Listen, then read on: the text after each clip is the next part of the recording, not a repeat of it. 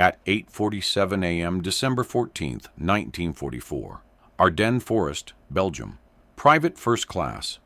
Vincent Hayes crouched behind a snow-covered stone wall, watching German infantry pour through the tree line 400 yards away.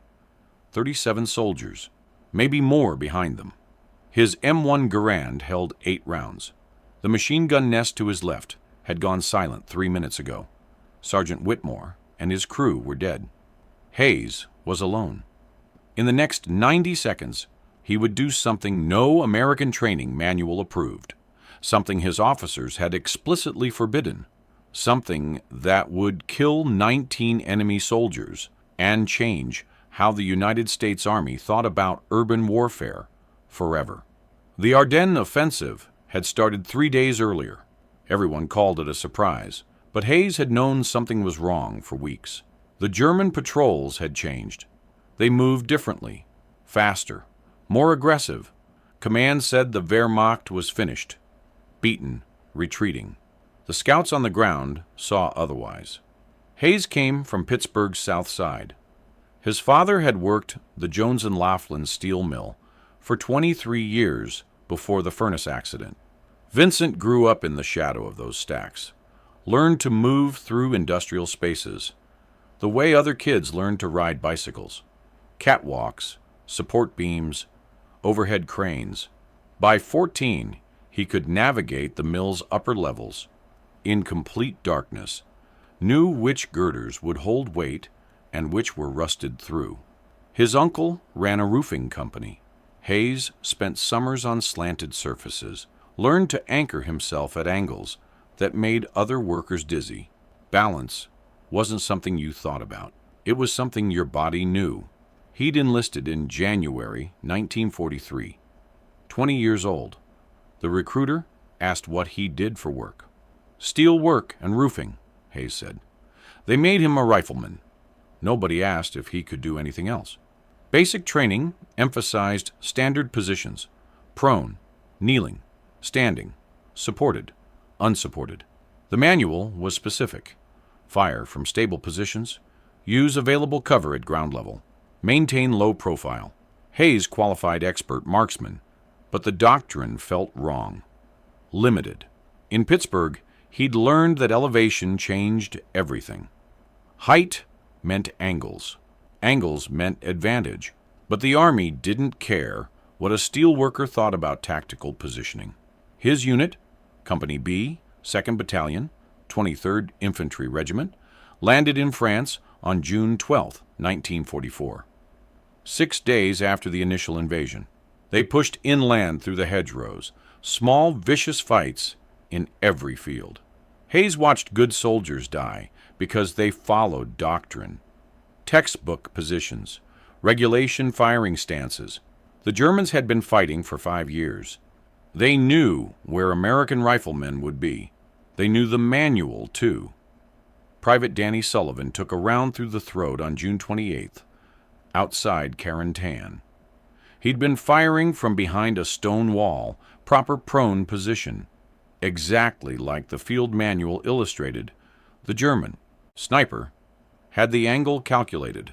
Sullivan was from Boston, 22 years old, talked constantly about his sister's wedding that August. He bled out in 40 seconds. Hayes held pressure on the wound, felt the blood pump through his fingers, watched Sullivan's eyes go empty. The chaplain said Sullivan died serving his country. Hayes thought Sullivan died because he'd been exactly where the manual said to be. Corporal James Ridley caught shrapnel from a mortar on July 19th near St. Lo. He'd taken cover in a foxhole. Regulation depth, regulation position. The mortar crew had ranged in perfectly. They knew where foxholes would be. Ridley lost both legs below the knee. He screamed for 11 minutes before the morphine took hold. Died 3 hours later from blood loss. He was from Tennessee, had a pregnant wife back home. She'd written him every day. Hayes helped sort his personal effects. Read the last letter. She'd picked out a name, James Jr. The baby would never meet his father. Lieutenant Brennan got hit on August 3rd during the Mortain counterattack. German machine gun fire. Brennan had been directing his squad from a shell crater, using proper cover, maintaining command position like the field manual specified. The MG-42 team had anticipated that exact location. Brennan took 7 rounds across the chest. Hayes was 15 feet away, watched the lieutenant's body jerk with each impact. Brennan had been 24, from Philadelphia, engaged to a nurse he'd met in London. He carried her photograph in his helmet liner. Hayes found it later, blood-soaked, but still recognizable. By September, Company B had lost 43 men. The replacement soldiers arrived with fresh uniforms and field manual knowledge. They'd been taught the same positions, same tactics. Hayes tried to warn them. "Don't go where they expect," he said. They looked at him like he was crazy. Most were dead within 2 weeks. The Doctrine kept feeding men into predicted positions. The Germans kept killing them there. Hayes started noticing patterns. The enemy anticipated ground-level cover, stone walls, fence lines, ditches, tree trunks, every position the manual recommended. But they rarely looked up, not systematically, not the way they scanned horizontal cover. In the Ardennes forest, the old Belgian farmhouses had steep roofs, 45-degree pitches, stone construction, thick enough to stop rifle rounds, load-bearing ridges that could support a man's weight. The attics had small windows, originally for ventilation, perfect firing ports. He mentioned it once to Captain Edwards. They were reviewing defensive positions outside Bastogne. Hayes pointed to a farmhouse roof. "Sir, what about elevated positions? The roof line has good sight lines. Unexpected angle." Edwards cut him off. "Riflemen fight from ground positions, Private. That's doctrine. You want to play around on rooftops? Join the circus." The other officers laughed. Hayes didn't bring it up again, but he couldn't stop thinking about it. The math was simple. A rifleman on the ground could see maybe 200 yards in forest terrain. A rifleman on a roof could see 500, maybe more. The angle created dead space, areas where the enemy thought they had cover but didn't, and nobody expected fire from above. The human eye scanned horizontally in combat. You checked windows, tree lines, fence posts. You didn't check roof lines. Not routinely. The risk was obvious. Getting up there would expose you. The climb would be vulnerable. And if the enemy spotted you, you'd be isolated. No support. No easy retreat. The roof would become a trap. But Hayes had grown up on roofs. He knew how to move on them, how to distribute weight, how to stay below the ridgeline until the moment you needed to appear. And he knew something else, something the officers didn't understand. In a firefight, unexpected positioning created hesitation. Even a 2-second delay in enemy reaction could mean the difference between living and dying. December 12th, 2 days before the German offensive broke through, Hayes walked past an abandoned farmhouse outside Bastogne. The building was stone, 3 stories, slate roof.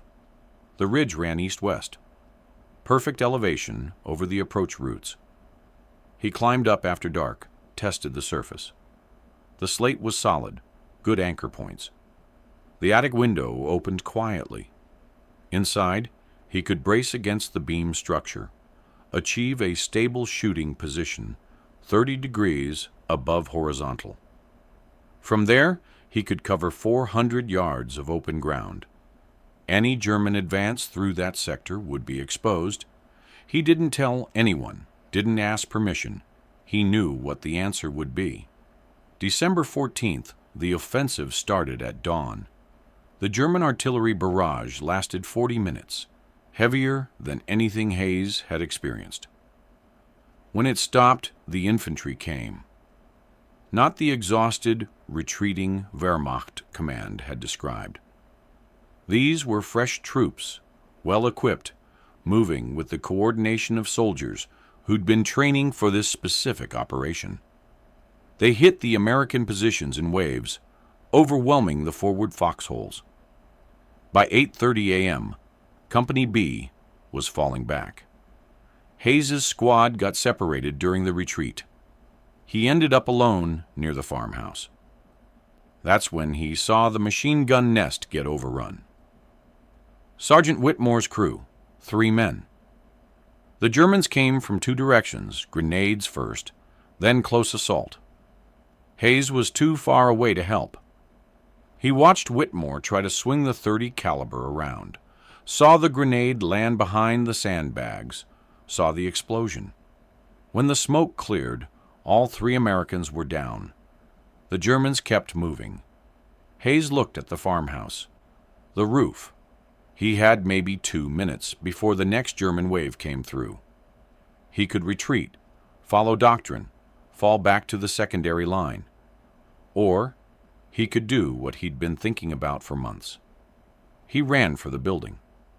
The farmhouse door was unlocked. Inside, the stairs to the attic were narrow, steep. Hayes took them 2 at a time, his boots loud on the wood. The attic smelled like old hay and dust. He moved to the window, pushed it open. The December air hit his face, cold enough to hurt. He could hear the Germans shouting in the tree line. Close, very close. Hayes climbed out onto the roof. The slate was icy but textured enough for grip. He'd done this 100 times on Pittsburgh roofs, in snow, in rain. He stayed low, moved along the ridgeline toward the eastern gable. From there, he'd have the angle he needed. The slate creaked under his weight, but held. He could smell smoke from the artillery barrage, sharp and chemical. He reached the gable end, braced his left shoulder against the brick chimney. The surface was rough, gave good purchase. He extended his legs down the roof slope, boots wedged against the raised seam where 2 slate sections met. Stable. Not comfortable, but stable. He brought the M1 up, rested the barrel on the gable peak. The position was 37 degrees from horizontal, completely outside any standard manual illustration. He could see everything, the entire approach route, the tree line where the Germans were staging, the open ground they'd have to cross, 420 yards.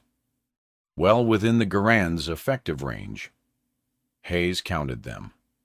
37 soldiers visible. More movement deeper in the trees. They were preparing for the next push. He could see an officer, probably a lieutenant, directing soldiers into assault positions. The Germans thought they'd cleared this sector. The machine gun nest was destroyed. The American riflemen had retreated.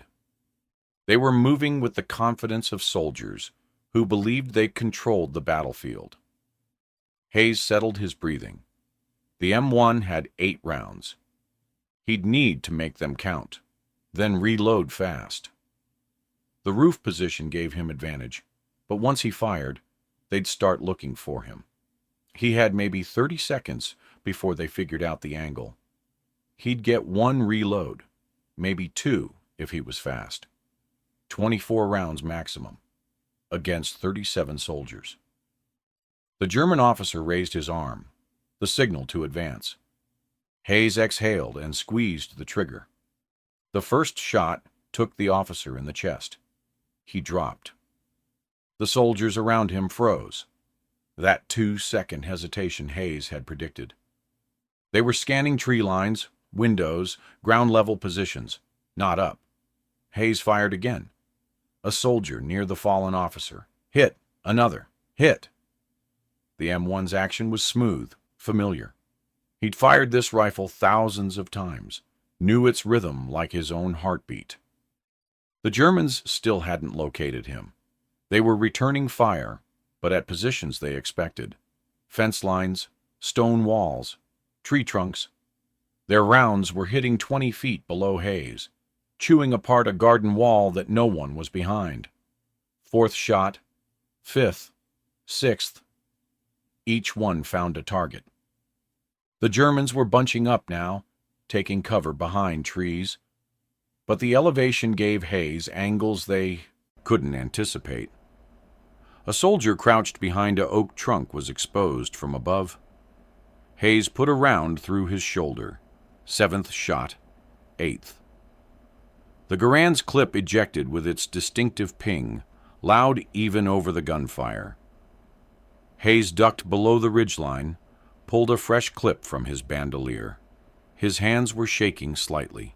Adrenaline, not fear. He reloaded. 5 seconds, came back up. The Germans had figured out the general direction. They were firing toward the farmhouse now, but still at windows, at ground level. Hayes could hear rounds punching through the walls below him. None were close. He acquired targets. The Germans were trying to advance, moving between trees. Hayes led one by 2 feet, accounting for movement. Fired. The soldier went down. Next target. Fired. Hit. The angle meant his rounds were coming down at them, harder to judge, harder to dodge. Ballistics the field manual never covered because the field manual assumed you fired horizontally. Another soldier broke from cover, running toward better position. Hayes tracked him, smooth swing, led by 3 feet. Fired. The soldier stumbled, fell. Hayes shifted aim. 2 soldiers by a stone wall crouched behind it. The elevation showed him their backs. He fired twice. Both dropped. 6th round, 7th, 8th. Another clip gone. Hayes reloaded again, faster this time. Muscle memory taking over. His shoulder ached from the M1's recoil against the awkward bracing position. His left boot was losing purchase on the icy slate. He adjusted, found new footing, came back up. The German return fire was intensifying, but it was wild, undisciplined. They knew someone was killing them, but couldn't pin down the source. Hayes could see their confusion, the way they kept looking at each other, pointing at different positions. A sergeant was screaming orders, trying to organize them. Hayes shot the sergeant.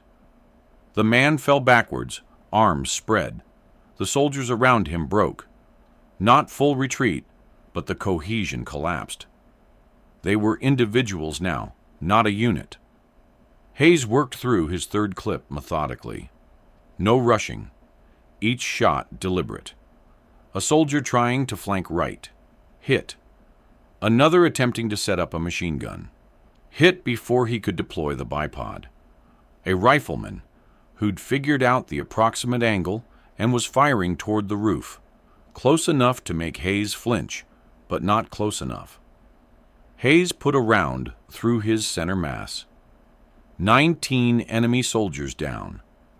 Hayes could count them in the snow, dark shapes against white. The rest were retreating, pulling back into the tree line. No formation, just survival instinct. Hayes let them go. His hands were shaking harder now, and his ammunition was running low. He had 1 clip left, 8 rounds. The battlefield went quiet. Just whine through the trees and the distant sound of artillery. Hayes stayed on the roof, watching, making sure they weren't regrouping. His heart was hammering. He could taste copper in his mouth. Every breath hurt from the cold air. After 5 minutes, he climbed down. His legs were stiff, muscles locked from the awkward bracing position. Inside the farmhouse, he sat on the floor, back against the wall. The M1 was across his lap. His hands had stopped shaking. He felt nothing. No triumph, no fear, just the hollow emptiness that came after combat. 30 minutes later, he heard American voices. His unit had stopped the retreat, was moving back to re-establish positions. Hayes walked out of the farmhouse. Corporal Jennings saw him first, did a double take. "Hayes, we thought you were dead. Where the hell were you?" Hayes pointed at the farmhouse. "In there." Jennings looked past him at the field of German casualties. "Jesus Christ, you did that?" "Yes." "From where? We couldn't see you." Hayes hesitated. "Then, the roof." Jennings stared at him. "The roof? You were on the fucking roof?" "Yes." By that evening, the entire company knew. Captain Edwards called Hayes to the command post. The captain looked tired, older than his 31 years. "Private Hayes, I'm told you engaged enemy forces from an elevated position today." "Yes, sir." "An elevated position not approved by tactical doctrine." "Yes, sir." Edwards was quiet for a moment. "How many?" 19, confirmed, sir. I counted the bodies." Edwards looked at the report in his hands. 19 enemy combatants, engaged at 400+ yards, from a rooftop position. He set the paper down. "You realize this is a court-martial offense. Deviation from approved tactical doctrine during combat operations." Hayes said nothing. Edwards leaned back. "Except you broke a German assault that would have overrun this entire sector. And you did it alone, with a rifle." He rubbed his face. "I should send you up for charges. But if I do, every division commander from here to Paris is going to ask why I'm prosecuting the soldier who killed 19 Germans in 90 seconds. I understand, sir. Do you? Because I don't." Edwards stood up, walked to the window. "This isn't how we do things, Hayes. There are regulations, procedures. We can't have every soldier improvising tactics because they think they know better." "No, sir. But I also can't ignore results." Edwards turned around. "How difficult is this position to achieve? The roof position?" Hayes considered. "Need the right building, sir. Stone construction, load-bearing roof, proper angle. And you need someone who knows how to move on steep surfaces without falling off." "Could you teach it?" Hayes blinked. "Sir? Could you teach other soldiers this technique? If we found appropriate structures, could you train them to use elevated firing positions effectively?" Hayes thought about the Pittsburgh steel mill, the summers on roofs with his uncle. "Yes, sir, but it's not for everyone. Takes specific skills, balance, comfort with heights, spatial awareness." Edwards nodded slowly. "I'm going to make a note in my report about this engagement. I'm also going to recommend that division headquarters establish a training program for unconventional marksmanship positions to be supervised by you." He looked at Hayes directly. "That's not official recognition. There will be no medal, no commendation in your service record, but you won't face court-martial, and you might save more lives by teaching this to soldiers who can use it." "Yes, sir." Dismissed. Hayes saluted and left. Outside the command post, Jennings was waiting. "Well?" "Training assignment," Hayes said. "No charges."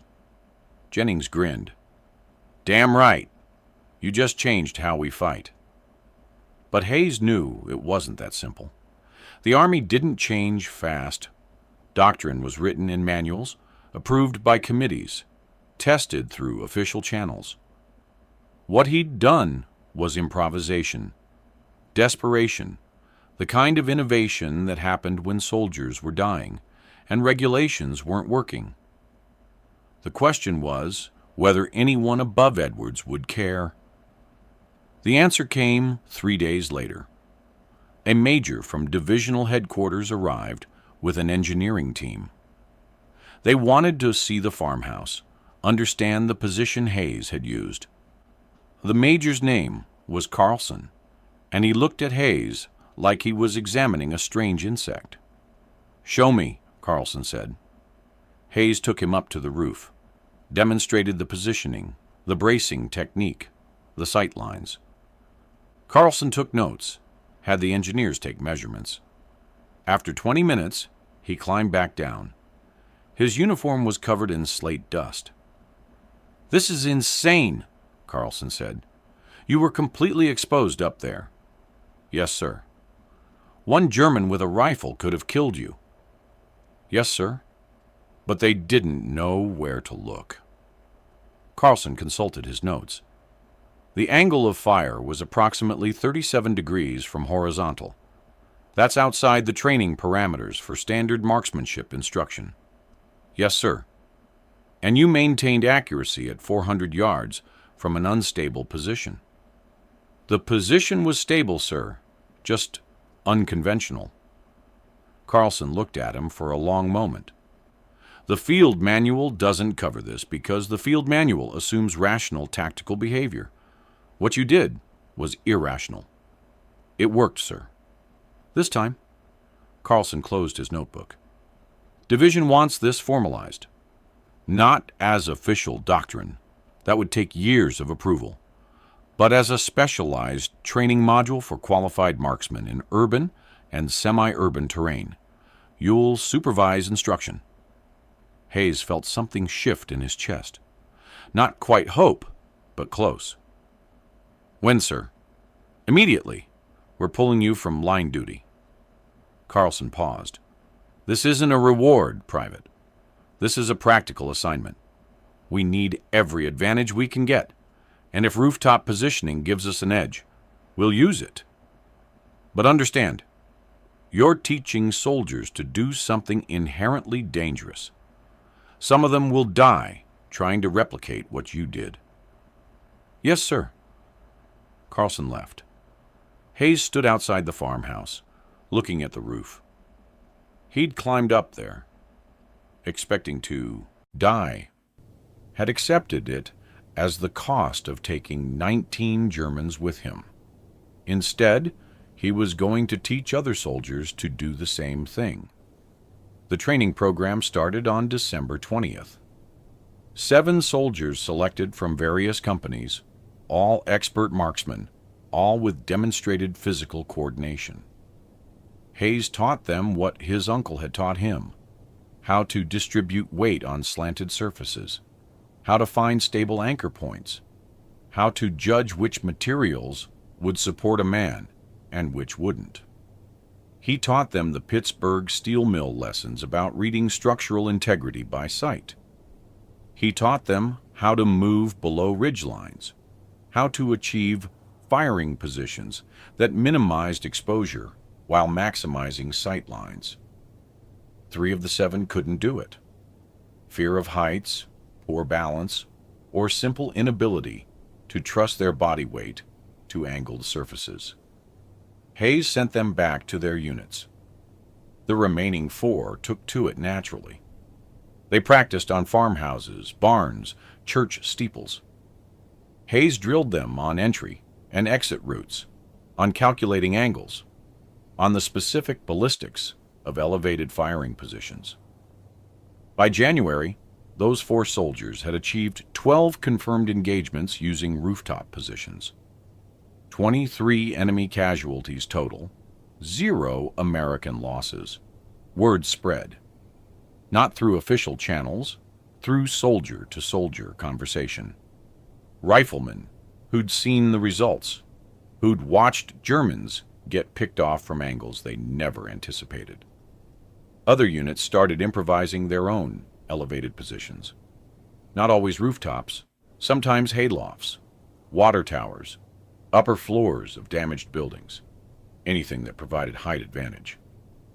The technique was spreading organically, the way useful things spread in combat. Somebody tries it, it works. Somebody else tries it. The German response came in late January. American intelligence intercepted radio communications from a Wehrmacht infantry division near the Rhine. They were warning their soldiers about elevated American firing positions. Check upper levels. Check roof lines. Americans are using non-standard angles. A captured German lieutenant confirmed it during interrogation. Your marksmen are in places they should not be, he said. We check windows. We check doors. Then we die from above. It is difficult to defend against. By February, the concept had reached 12th Army Group headquarters. A colonel named Patterson wrote a tactical assessment recommending that elevated marksmanship positions be integrated into official training doctrine for European theater operations. The report cited statistical analysis. Units employing elevated positions showed 31% higher enemy casualty rates and 18% lower friendly casualties in urban engagements compared to units using standard doctrine. The report sat on General Bradley's desk for 6 weeks. Finally, in late March, Bradley authorized a limited training program to be implemented at division level. Not mandatory, not official doctrine, but approved for units that wanted to pursue it.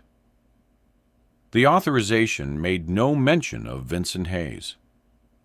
The official documentation attributed the tactical development to field observations by combat units operating in European urban terrain. Hayes learned about it from Captain Edwards.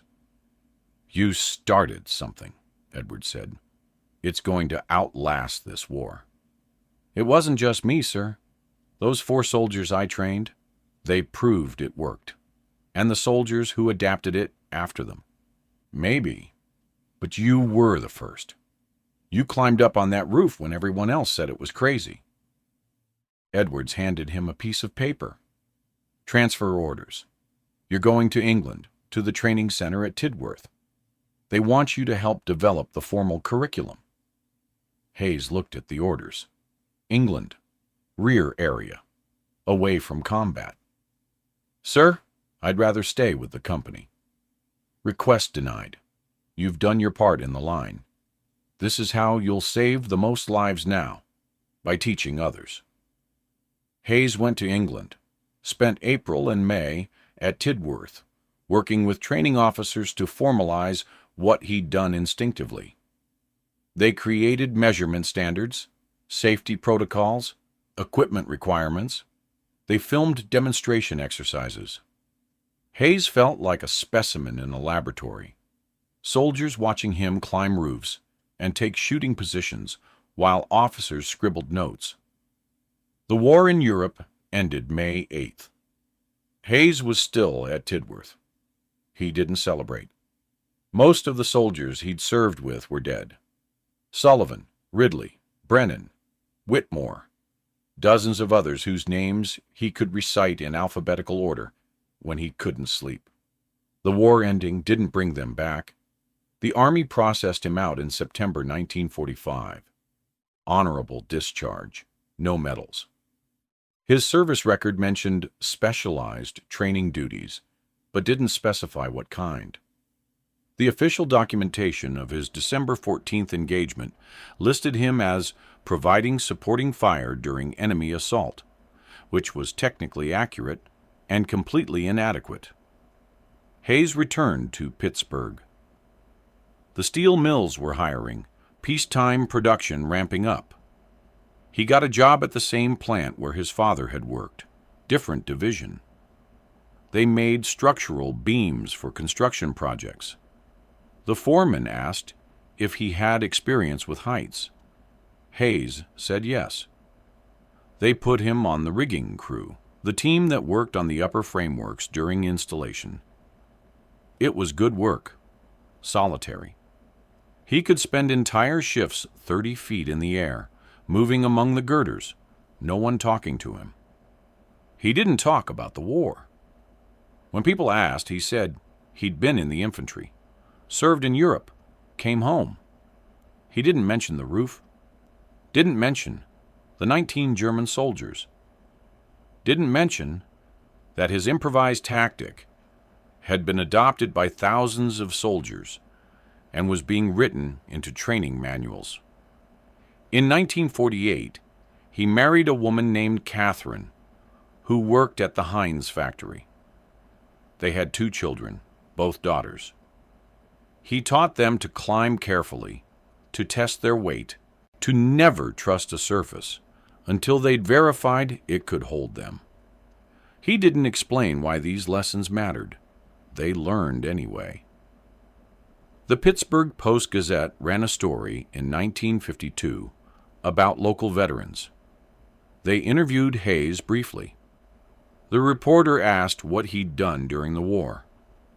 Marksmanship training, Hayes said, taught soldiers to shoot from different positions. The story was 3 paragraphs, buried on page 7. It never mentioned rooftops. Hayes retired from the steel mill in 1978, 65 years old. His daughters had families of their own by then. He spent his retirement working small construction jobs, helping neighbors with roof repairs. He still climbed easily, moved on slanted surfaces, like gravity was a suggestion. Other contractors who worked with him noticed but didn't ask. Old guys who could still handle heights were valuable. You didn't question their methods. In 1983, a military historian named Dr. Robert Chen published a paper titled Tactical Innovation in World War II Urban Combat. The paper analyzed the development of elevated firing positions in the European theater. It cited the December 14, 1944 engagement outside Bastogne as the likely origin point. The paper mentioned an unnamed private who'd achieved 19 confirmed kills from a rooftop position, sparking the tactical evolution. Chen spent 2 years trying to identify that private.